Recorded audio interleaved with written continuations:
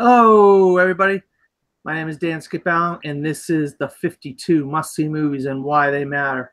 Season number 2, and we're churning along here. And on this episode, we're going to be talking about the first great comic book movie that has ever happened. I mean, this genre has really broken out in the last 10 or 15 years, but this is the first one. This is the one, the daddy of them all, the granddaddy of them all. They always say in, football games, college football, the granddaddy of them all. This is the granddaddy of them all. This is the one that really set the stage for what we're going through now in comic book movies. And it's the original 1977 Richard Donner Superman starring Christopher Reeve. With me this evening, the man who nominated this so we could talk about this is Mr. Sandy, the Sandman Robinson. Sandy, how are you doing today? Hey, Dan, thanks so much for having me. You know that, I mean, you know this, and most people that have seen me, whether or not it's in matches or anything like that, have known and come to know my love for Superman. So I really do appreciate you having me on for this.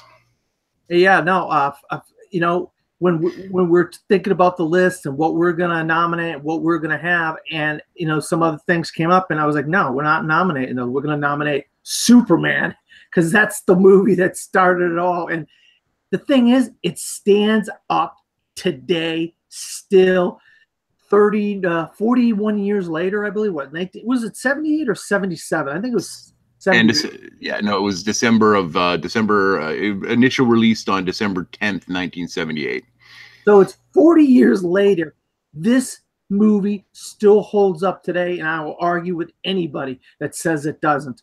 So the cast, obviously, I already mentioned Christopher Reeve as Clark Kent, Superman, Margot Kidder as Lois Lane, Gene Hackman as Lex Luthor, Ned Beatty as Otis. I can't remember the actress that played Mrs. Tessmacher. I loved her. Also, you have Billy Olsen. I can't remember. I didn't write his actor. But we have some supporting actors as well. Marlon Brando plays Jor-El. Terrence Stamp in a small role as Zod. Who else do you have? Do you have any other anybody you want to mention, or just want to go and what do you think about this cast? Yeah, no, I mean, I'll just run off some of the ones that you touched on but missed. And Mark McClure played Jimmy Olsen through like the whole series of movies, so he's classically known in that character. Jackie Cooper is Perry White, old time movie star, came in at the end of his career and really played a good Perry White. You were talking about Miss Tessmacher, Valerie Perrin, did her, and she played it marvelously. You mentioned the small little teaser that we got of Terrence Stamp and the rest of Zod's little crew, right at the beginning there, which sets up perfectly for the sequel. But overall, yeah, I mean, you get a star like Marlon Brando, to start the whole movie off, and you touched on something that, that it still holds up. Yeah.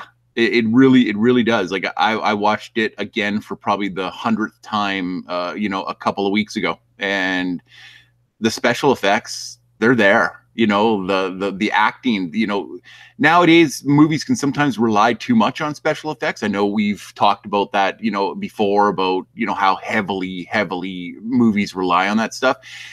Superman was one of the first to really person-to-person special effects, like the flying and things like that. Yeah, sure, there was drop cloths and back screens and stuff like that they used through a long time, but to get those type of special effects back done in 1978, I mean, you got to remember, Star Wars had just come out, so it's really changed the landscape of what you could do visually, and that really, I think, helped Superman, really push that envelope. And really, the tagline, of course, everybody knows it was, "You'll believe a man can fly," and I walked out of that theater believing I could fly. Like I don't think I took a towel off of the back of my neck, for a week after that, until my mom probably ripped it off of me. But yeah, it 100% holds up. So I'm excited to dive right into this. Yeah, so you mentioned Terrence Stamp and Marlon Brando. We start out on Krypton, which I tell you what, the sets. I love the sets, but obviously we have the trial of Zod and his crew, and they're the floating heads, guilty, guilty. Oh my God, some neat stuff for the time period. Really, it was kind of really interesting for the time.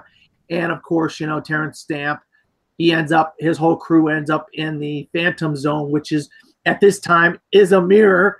But I would say interesting way to do the Phantom Zone, because you don't know how they were going to do that, pull that off. That was kind of a cool way to do it. And then Jarrell, he's trying to tell these elders, hey guys, God, we got some problems here. And so what he ends up doing is putting his little baby in a cape or a blanket or whatever you want to call it, in a little spaceship and shooting him off into space. And he tells his wife, with the red sun of Earth, he will be a god. He will be a god amongst men. Hopefully, we have instilled in him the right way and the right things to do. With the when he falls to Earth, we have obviously the palace, the Fortress of Solitude, but we'll get into that. So what do you think about the beginning of the film? So yeah, I mean, that whole beginning, the trial, and then the destruction of Krypton with Jor-El sending Kal-El out to space to go to Earth. With as much research as I've done, with Superman over the time, and the invention of the internet has, really made that an awesome thing that you can just delve right into the deepness of some of the deep cuts. Richard Donner is a fantastic director, and and what he was able to do with the look of Krypton, with the limited budget that he was given for this movie, is remarkable, because it looks so alien. It looks so different than our own culture. So to see all the glowing columns and to know how that was accomplished, it's great to look at and to see somebody's imagination pop on screen like that. Marlon Brando, like him playing Jor-El, and just added that wisdom, and you know what? He was the calm, right? Because you could see that Lara didn't want to give her kid up, right? Didn't want to give her, no, but listen, it's not like we're sending him to some savage planet where he's going to have to face for himself. We're sending him to a relatively civilized, place, and the yellow sun is going to fill his veins with the radiation that will make him, like you said, godlike. And we can only do what we can do to give him the information and give him the education and, this kind of jazz that we can give to him to instill in him what turns him into the universe's greatest hero. Absolutely. So then the little spacecraft crashes to Earth, and it lands in Kansas. And of course, driving down the road is Ma and Pa Kent, and they see it, and they go up to it, and of course it's a little boy, and they don't have any children, and of course Ma Kent's like, there was a reason why he landed here. We needed, we were meant to have him, and of course, then they fast forward to when he's a teenager. Of course, before that, he's a little baby, and the truck, they have to change the tire on the truck, and he's an old man. Pa Kent's an old guy, so he can't really do it.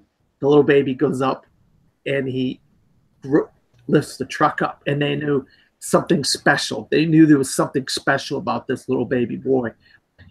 And fast forward to when he was a teenager in high school, he's looking out there, and he sees all the kids playing football, and he knows he can't play football, and because of his abilities, he's not meant to play football.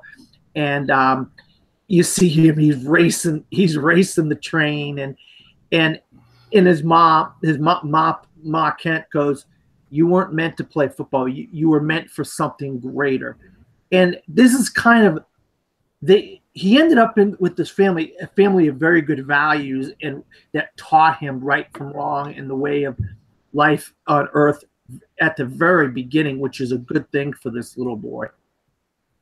Yeah, absolutely. I mean, there's been numerous comics that have come out since then of like, you know, like Superman Red Sun, you know, and things like that. Like, what if Superman, like, what if Kal-El's little craft would have gone somewhere else?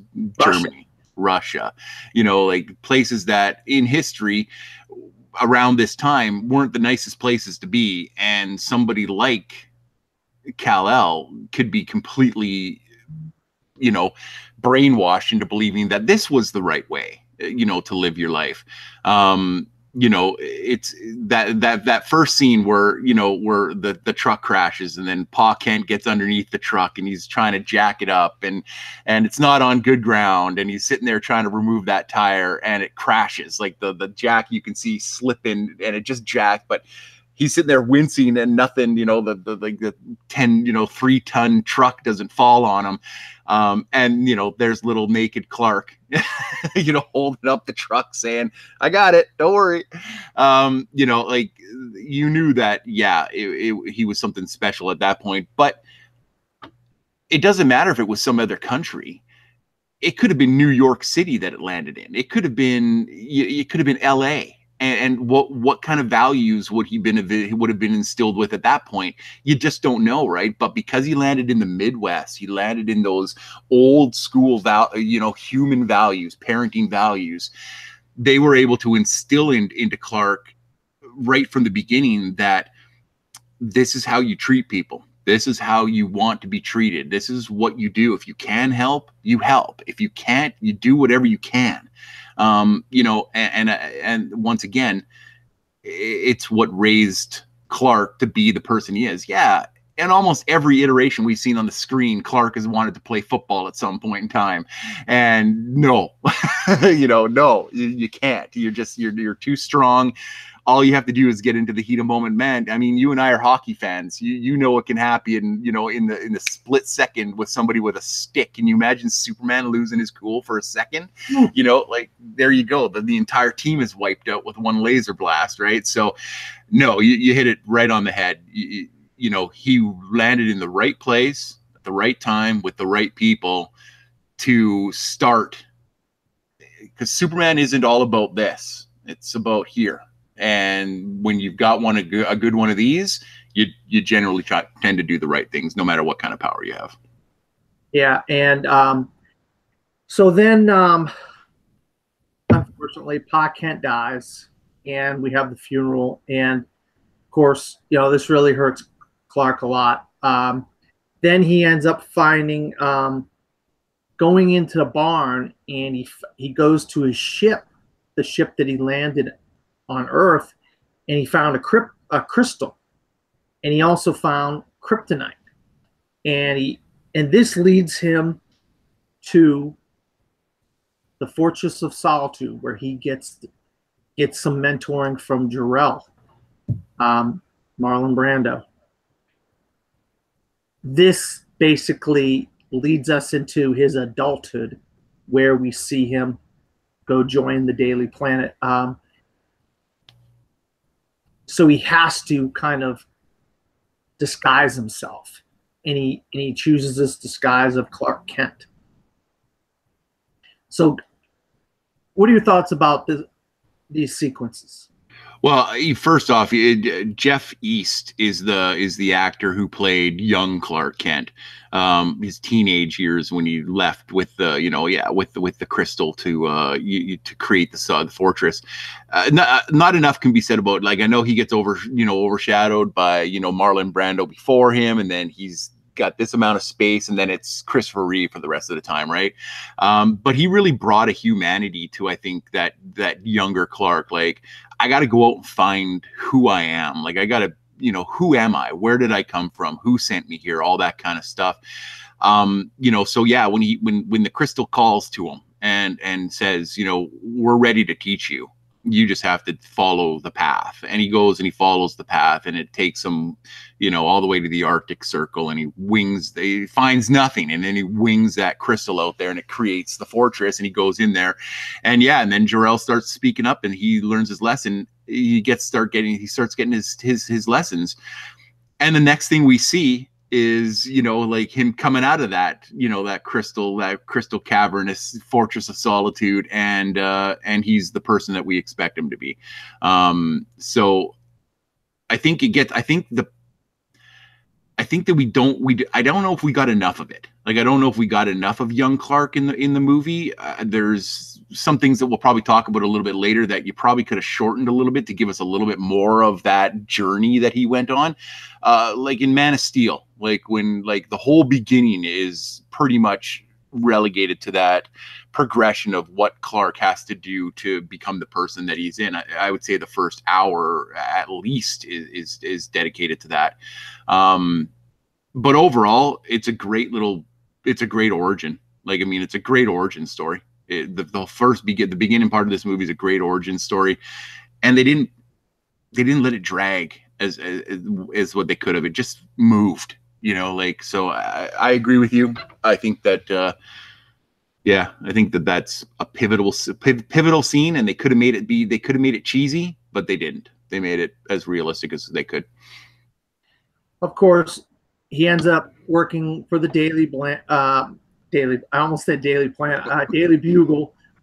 he meets Lois Lane and Jimmy Olsen and Perry White, who will become integral parts of his life because he's going to work there, and he's going to end up eventually falling in love with Lois Lane. And of course, Jimmy Olsen is his buddy. You know, he you know, they're like together. You know, he's a writer and he's a photographer, and they work together a lot. So they become pretty buddies. And of course, Perry White, you mentioned earlier, the actor, he comes across as that kind of newspaper guy, that guy that would be the editor of a newspaper in New York City. He really captured that essence of that character. So also, there's a stick up. We get to see Superman in action. There's a stick up, and he basically takes out this guy because he captures the bullet and knocks the guy out. Then we start getting to see the bad guys.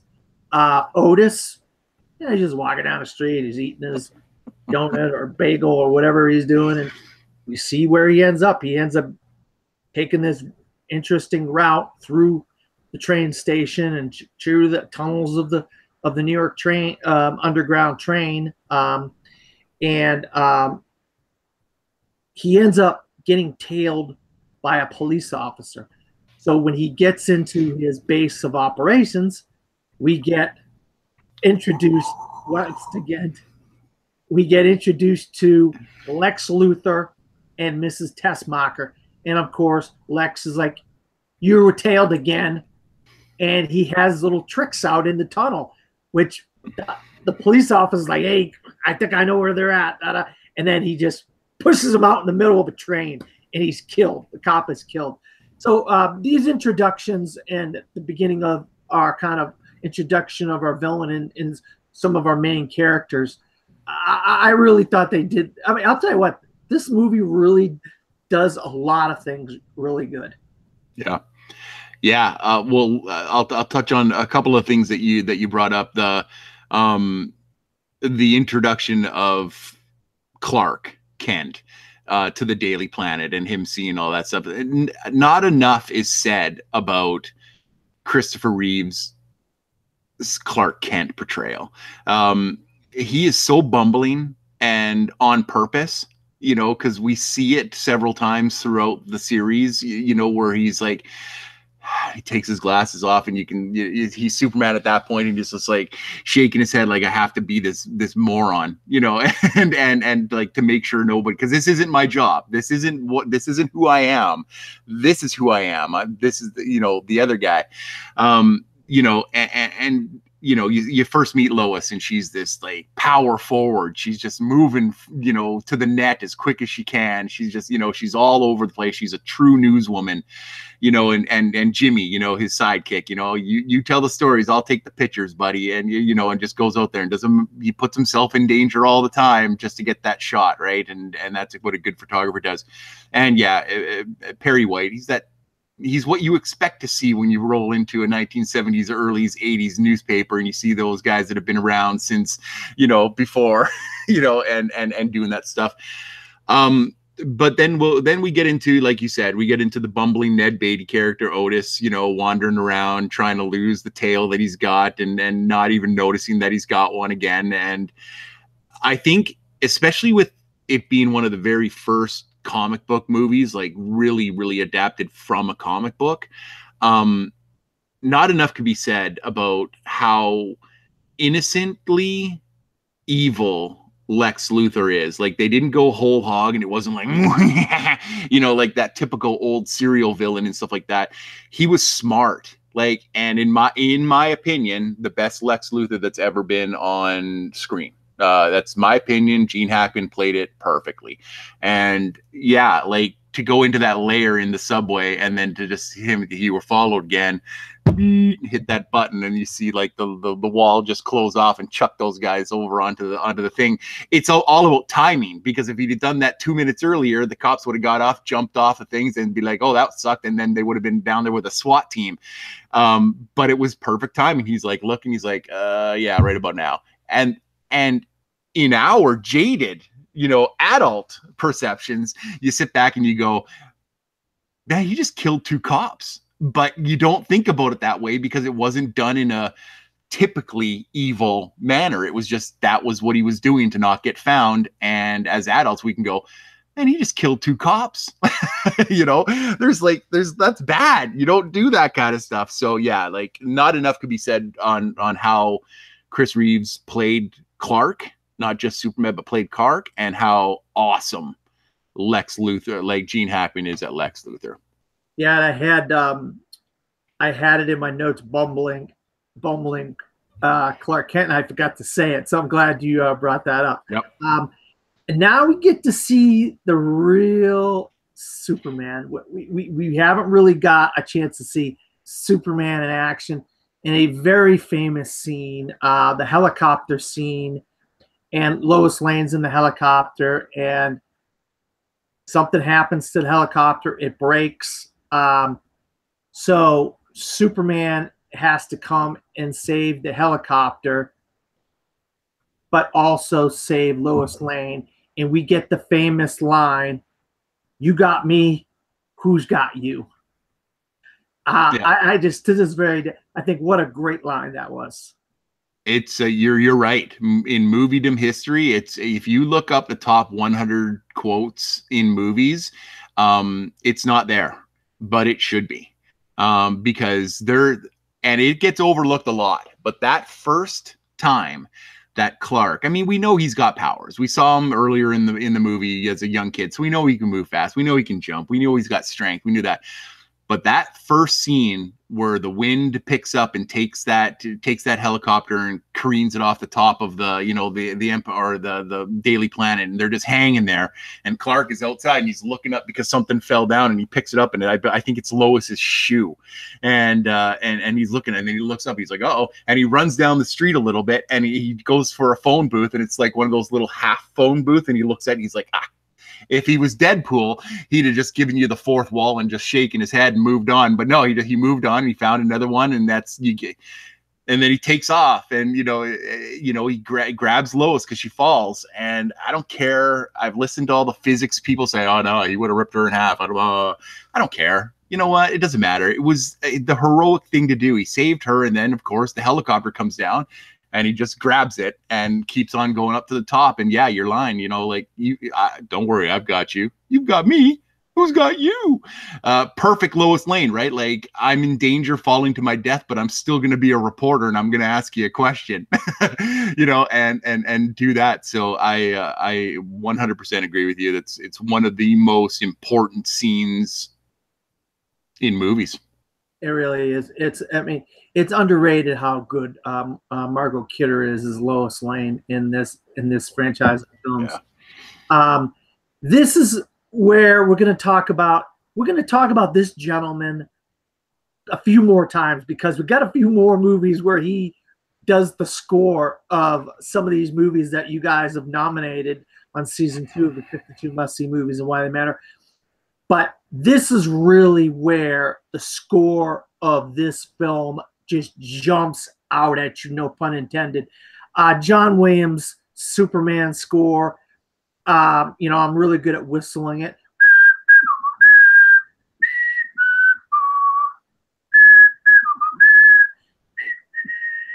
I mean, just talk about the score of this film. John Williams is a composer a little bit before we move on here. Yeah, no, you do not have to convince me to talk about John Williams, the master himself. This particular theme song, yeah, is as great as your whistling was. This this theme song doesn't start with the fanfare. It starts with that dun dun dun dun dun dun dun dun.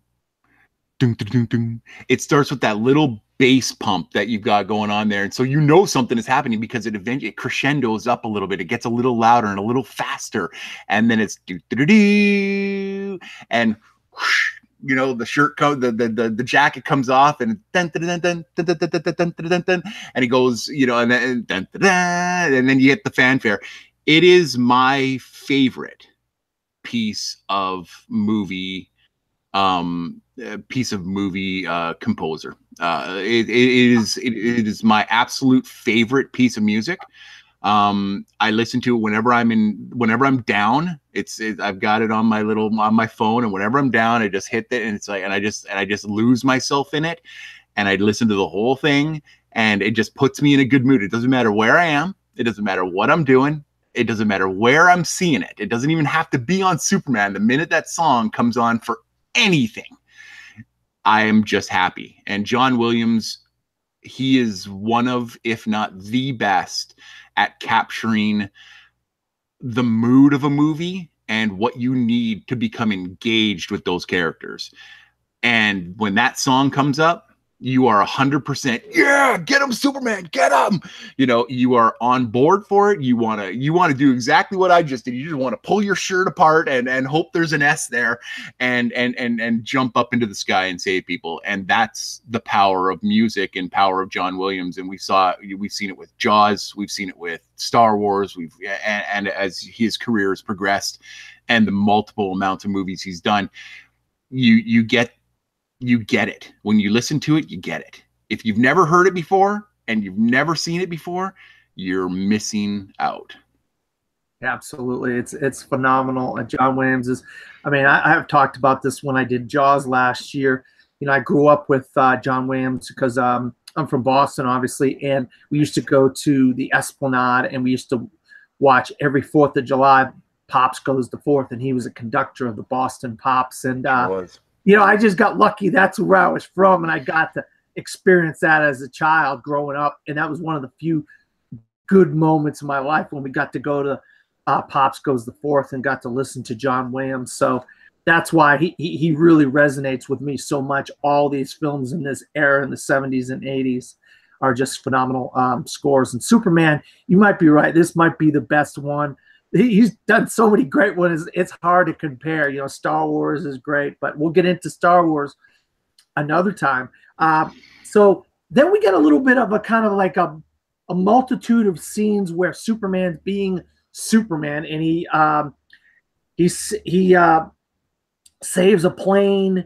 He stops some crooks on a boat, and he sees this guy crawling up a window trying to rob his place, and he stops. So then we get Superman being Superman, which is good, because I think even though he saved Lois and he saved the helicopter and stuff, we didn't really get him being Superman except when he was being robbed himself, and he ended up stopping that crook. But that's kind of fun to see him doing the Superman things would come to get used to him doing.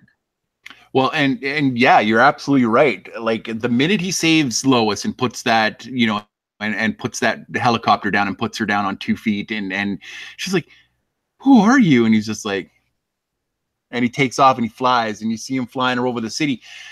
And then he's listening. He's listening to hear it. And you're right. Yeah, he goes and he stops. He stops. A boat chase and lifts the boat up and drops it off at the police station. So he's doing the big things. He saves the plane. So he's doing the big things like fly. Nope, don't look outside. Just fly. And like that's one of the best scenes because you got that.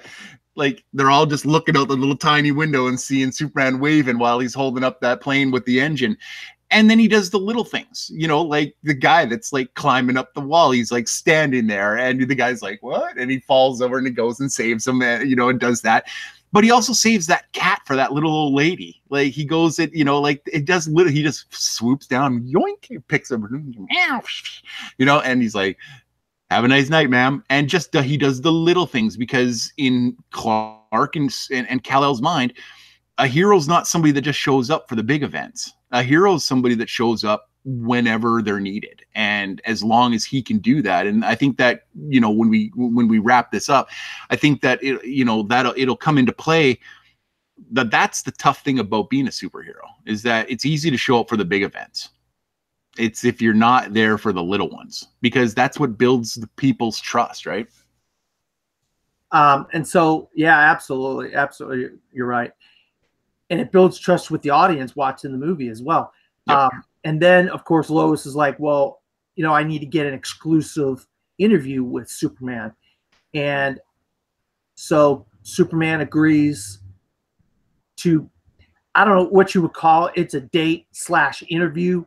And he shows up and basically takes Lois, who's all dressed up, on a nice flying around. They just decide to go flying around, and he accidentally drops her, and he has to go down and get her, and she's screaming. And then after he takes her back, then of course Bumbling Clark shows up, and they have to go on their date. So it's like two kind of sides of a coin here. We got Superman. It's like, oh my God, it's super. Then we got Bumbling Clark that shows up, hey, let's go to a movie or something. And you're absolutely right. Date or interview is with the question mark at the end of it, because I still think one of the, he starts talking about his powers because she's in interview mode at that point, and then they get to the to the X-ray vision, and she goes behind that wall and she's like, can you tell what color underwear I'm wearing? And he's like, no. And then he reveals that of course he can't see through lead, and then she moves, a couple of minutes later she moves away and he's like, pink. And she's like, oh, yeah. She moves back behind the wall. And yeah, I mean, a lot of people say that the flying scene where they're, talking and she's, reciting the poetry and, all that kind of jazz, and the little fingertip touching where they eventually stop touching and she plummets to her, to down there. I think that's just character building. Like, it might have been a slower part of the movie, and, but I mean, you need those breaks. You can't be going balls to the walls every single second. If you're going to make a good movie, you have to have those little breaks where you're character building and world building. And that's what that was. And it starts you feeling about this. You have to make sense earlier on what happens at the end, or else it makes no sense. So that bit of world building has to happen. Absolutely. Then out of nowhere, we just get Mrs. Tessmacher in a car, and she gets into a car crash, and she's out on the ground. Of course, the firemen and everybody shows up. But Otis, he's sneaking around trying to get, I don't know how he does it or what, how they knew to go to this specific place and crash and act this whole scene out. But he ends up getting some missile codes, some launch codes from where these guys were. And so this ends up being a pivotal scene because Jimmy and Lois are there to do some pictures of some reporting of this dam.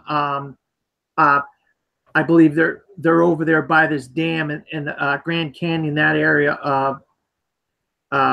So this is how we finally get the bad guy to step up and start revealing some of his plan, which is Lex Luthor. Yeah, absolutely. Every great villain needs a reason to be a great villain. And even though he was, always the master of, the behind the scenes and pulling the strings to do what he wants and to get as ahead as he's gotten, when Superman shows up, well, guess what? All of a sudden, every crook in the universe is like, uh-oh, we're except for Lex. He's like, no, I can handle this. I got a plan for this. I've got to deal with this, and it's not going to stop my plan.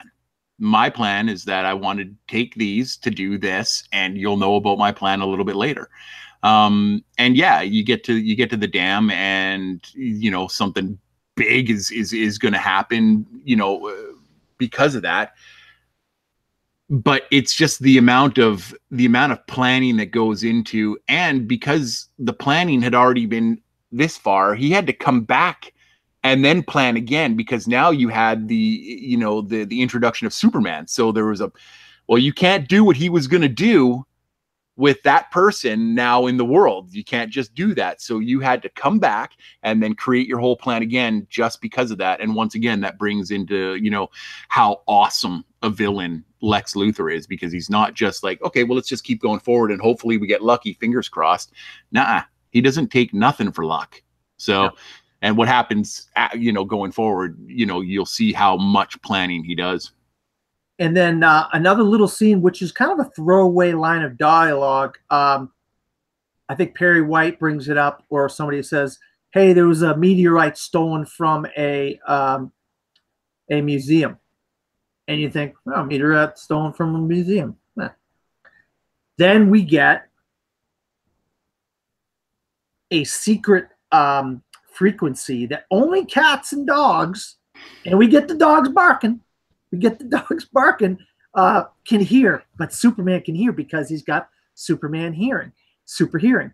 And it's Lex, and he says, hey, I know if I try to get you to come visit me, you wouldn't come visit me. So I have a plan, and this is what's going to happen. And I have nuclear launch codes or whatever. I think he tells them he's got the nuclear launch codes. He's going to fire off a rocket or whatever. And so this is how he lures Superman to his lair. But we find out what happened with that meteorite. Who happens to own the meteorite now? Because it's a trap.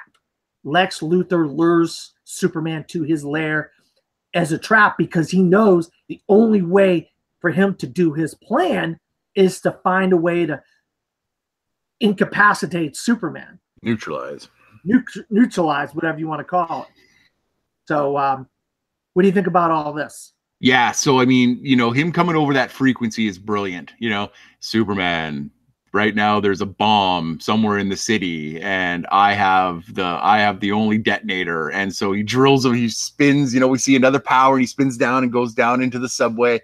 He's using his ears, all the guns and the freeze and the heat and stuff like that. All tests set up by Lex to see just how powerful he is. But eventually he gets there and breaks the door open, which is awesome because it's like this, 2-foot thick steel door, and he just, hits it twice and it goes in there. So once again, a test that's set, for Lex to be able to judge just what he's dealing with here. And yeah, you're 100% right. It's the best because he's all like, he moves towards this box and he's talking about it. And then, yeah, he goes to the map and he's like, and he tells him the whole plan. And you're sitting there going, why are you telling him the whole plan? You're doing what every stupid bad guy in the history of comics has ever done. Hey, this is what I'm going to do, and you can't stop me. And yeah, so then he's like, and I'm the only one with the detonator. And he sits on that box, and he can't, Clark or Superman does his little scan with his things, and the only thing he can't see in is this box that Lex is sitting beside. And he's like, yeah, you thought that lead would stop me, blah, blah, blah. And he goes over there and rips the box open, and guess what it is? Our missing meteorite. And all of a sudden, weak as a kitten is our pal Superman. And I can't say it enough. Once again, it shows us just how devious and how thoughtful Lex is about his plan, that he's not going to take anything for granted, and neither should anybody else. But somebody is kind of, he says that one of the bombs that he's got off, he's got 2 missiles, and one's going to go to the East Coast and one's going to go to the West Coast. One's going to go to the San Andreas fault line.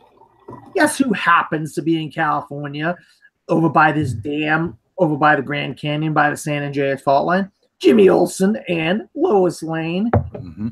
But he says one little thing too many. He should never have said. One of the bombs is going to go to New Jersey. And somebody's mother lives in New Jersey, and that is Mrs. Tessmacher. And so she's like, no, I don't want my mom to die. So even though Lex is like, come on, Mrs. Tessmacher, let's go, she kind of circles back around and goes and helps. You're going to save my mom first, right? You're going to save New Jersey, right? And he's like, yeah. And then she kisses him. Then she takes the necklace of kryptonite off, or the meteorite. And she said, why'd you kiss me? Well, I didn't think you would let me kiss you afterwards. So then, of course, Superman's off, saving the day, saving New Jersey. But the big one is he heads to California, where Lois is in all kinds of trouble. Jimmy is in all kinds of trouble. Saves a bus, saves a train, saves Jimmy from falling off the dam. Lois is trapped in the car. He saves her, but only after he does something that I don't think anybody could have expected.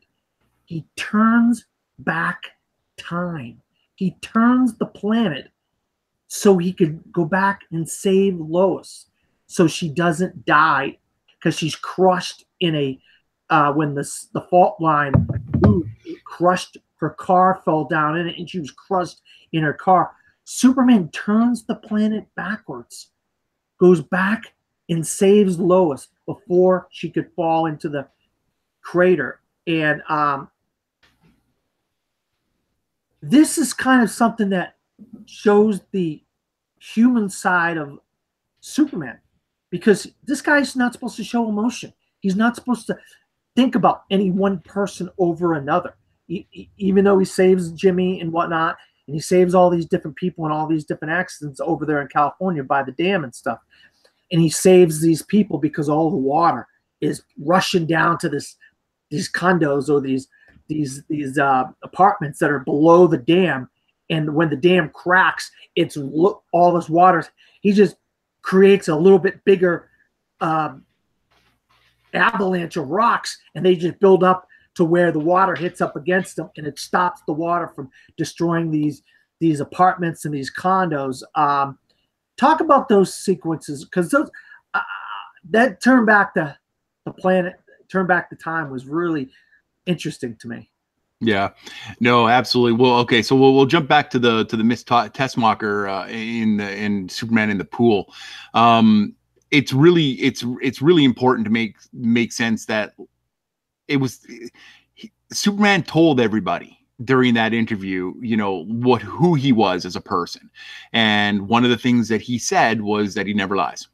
So that's why Miss Tessmacher was all, like, if you promise that you'll go and save my mom in Jersey first, I'll know you mean it, because you never lie. And so he's forced at that point to say, okay, in order to save all of these other people, I have to save all these people as well, which he wants to do. But of course, he's sitting back going, well, I got to save Lois, because that's where she is, and he's thinking, like you said, very humanly, thinking about that. So it's important to know that, he has a sensibility that, what if he'd have lied to her? She was the bad guy. Who would have known? Well, he would have known. And that's the most important thing, is that he made a promise, and your promise is only as good as your promise is kept. And did it cause issues? It sure did. It took that little bit of time out, and that little bit of, those extra couple of seconds, that were really all that important. And then, we go, so he stops the first missile, and then he goes off to California, the fault line. He goes and fixes it. He goes under the ground, and he fixes everything and pushes everything back up to save the millions. So, I mean, we can sit back and say, well, he's thinking human when it comes to Lois and all that kind of stuff. but he went and he did his job first. You know, Lois was just the straw that broke the camel's back, and that caused him to, of course, go and do, you know, like she fell in that crevasse, and then the rock slide just kept pouring in. She couldn't get out, and you know, he shows up, you know, just a minute or two late. Well, and we don't know how late he was because it's movie magic. So I mean, like, she could have been dead for a half an hour.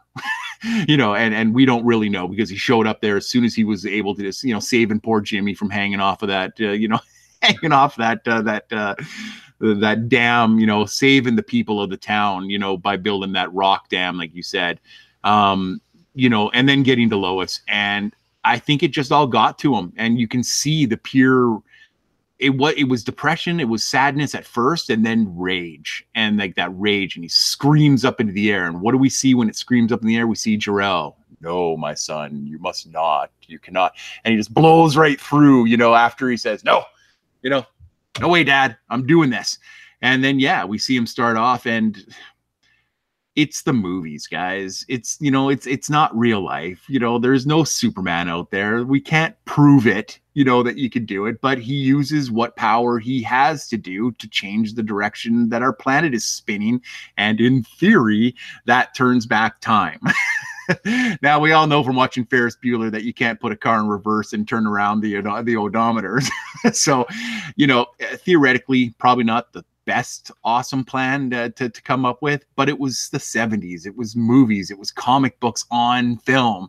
You know, he had to do something Superman-y, or else anybody could do it. And, you know, he had to save Lois. This is what he knew he could do. So for him to fly around, you know, at light speed practically to change the direction of the earth, to turn back time so he could fly down and get Lois before she, you know, suffocates underneath all the rock and gravel, that just had to happen. So accept it, just let it go, and just enjoy the movie as what it was. So yeah, him saving her, and then one of the best lines is, you know, oh, there's never a Superman around when you need one, after he just turned back time and saved her. And okay, I've got a lot of work to do, so you're gonna have to be okay right here for a second. And then she bitches him out. You know, and you're just like, you know, you can't win for winning, right? No. And then Jimmy comes up, he starts complaining too. You know, you could have dropped me off closer. Anywhere, rattlesnakes, everything. So you can't win for losing, like you said. No. Then, of course, the final scene is he captures Lex and he drops him off at the prison. He says, I think you know what to do with these guys. And he drops them off. And the prison warden's like, who's that? And he goes, I'm Lex Luthor. And he pulls his hair off, and you see that bald head for the first time. And he's still so regal about it. He gets Lex Luthor, the greatest criminal mind of our generation. That regalness, that you I don't care, you've caught me. You've only caught me right now. I'll be out of here in a couple of years. Don't you worry, Superman. Your main nemesis is always going to be here. I will always be here to stop you. And that, or I'll always be here, and Clark said, I'll always be here to stop you. You know, like that's the unspoken word between the two of them. And yeah, I mean, he gets dropped off, and he's like, well, Mr. Greatest Mind of the greatest criminal mind of our century, your room is this way. No respect whatsoever, right? So yeah. And of course he goes, there hasn't been a prison that can hold me. And so that leads us, that's a very interesting line of dialogue, because that leads us into the sequel. A few years later, we get a sequel, Superman 2. Yep. But the main thing why we do this show, why I do this show, is what is it about this film? And obviously Action Comics 1000 came out this week. This is going to be recorded around the time Action Comics 1000 came out, and Superman turned 80 years old, even though you're going to be watching it in a few weeks later. So, but what is it about this film and everything about it that makes this film so essential, Sandy, for everybody out there? Oh, okay. So that's a great question. And, you know, I'll try to keep it as succinct as possible. It is 100% one of the most essential movies that you can watch. because it brought imagination, in my opinion, back, you know, as well as Star Wars. And we talked about that earlier, you know, but 1977, 1978, 1979 with Star Trek, you know, really brought out this hopefulness, this imagination that this type of work could be out there for us to watch. And they didn't do it campy. You know, we all know the early Superman serials and movies that were on TV, and George Reeves and all that kind of stuff. You can do Superman campy, but they didn't. They did it serious. It was a serious movie. It wasn't, oh, this dude just showed up in blue tights and oh, let's all have a little chuckle. No, it was a serious movie, and people took it serious. And, you know, that's why they had so many good actors in it. Why I think that it's essential to watch is the filmmaking. The filmmaking on this movie, the actors, the directing of this movie, and like I said, Richard Donner does such an amazing job of this movie and the next movie that, you know, it's why I consider it, you know, at one point we might talk about this too, but Superman 2 is probably the best sequel movie that's probably ever been made. And a lot of that had to do with Richard Donner's directing, because a lot of it was filmed at the same time. Which another reason, you know, really didn't happen all that often, where you did two movies at the same time. I know it happens a lot nowadays, but it didn't back then. You couldn't wrap people up for that long back then, because they had, you know, studio contracts and stuff like that to deal with. When you put it all together, the music, the score, the acting, the actors, the directing, the cinematography, everything about it, the editing, it's so essential to watch it just to say that you've seen it, because it's so good. And Dan was right at the beginning of this, folks. 100% right. It's the granddaddy of what we are enjoying now. We're a week out from Infinity War, right when we're taping this, but we don't have those movies without Superman. We don't have anything like this without Superman. Something can be said for Batman 1989 rekindling, you know, it all up, because we did have some pretty crappy Superman movies at the end of the Chris Reeve cycle, so we all know that.